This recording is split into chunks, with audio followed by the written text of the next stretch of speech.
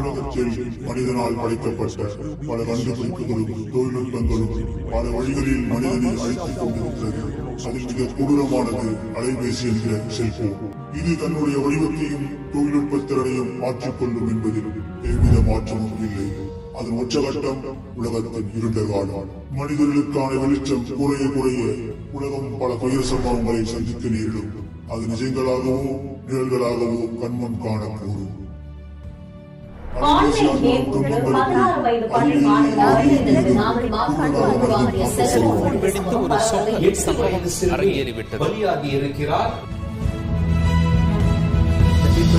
Will be always using their headphones and they are wasting their life.